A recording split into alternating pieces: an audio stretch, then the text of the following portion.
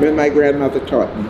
I love making the basket, and I love coming up with different designs, you know? Because don't care how long you were doing baskets, you always come up with a different design, something you never made before. You have to have patience in doing the basket, because it's not a hurry matter. You can't do it in a hurry. You can try, but you wouldn't have a good basket. Marilyn Williams Dingle and her daughter Lynette Dingle Youson meet every week here at the Sweetgrass Cultural Arts Pavilion just outside of Mount Pleasant, South Carolina, to share their life's passion for sweetgrass basket weaving.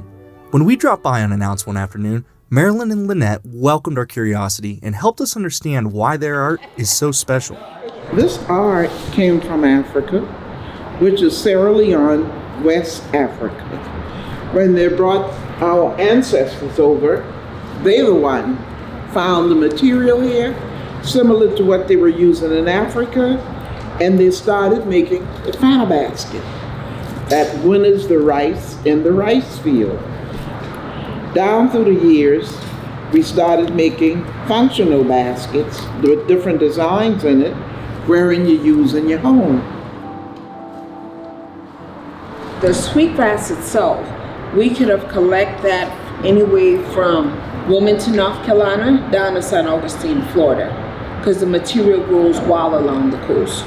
But because of the lack of waterfront property, because of all the developments in the area, it does away with some of the material that we work with. Lynette is not alone in her concern for the effects of urbanization on the availability of the resources that they need to harvest.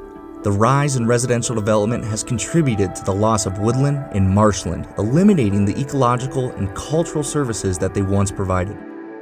A study at Ursinus College compares historical aerial photography to display this transition. Woodlands, where sweetgrass and other materials were collected, defined as historical community boundaries, now consist of housing developments. The undeveloped land that remains may be difficult to access due to private property restrictions and lack of accessibility. This is sweetgrass. And here, our bulrush. And we also use the long loblolly pine needles. Now the pine needles and the bulrush give us the two different textures of colors in our basket. We use palmetto palm from the palm tree. My ancestors, they did the basket with a bone. When my grandmother taught me, they were using a nail. Today we use a part of a silverware.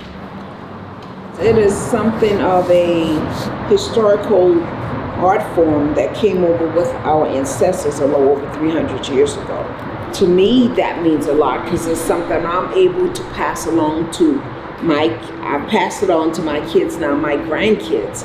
And hopefully one day I'll live to see my great-grandkids will be able to appreciate the art form just as much as I do. This is my love, my second love to my mom, so.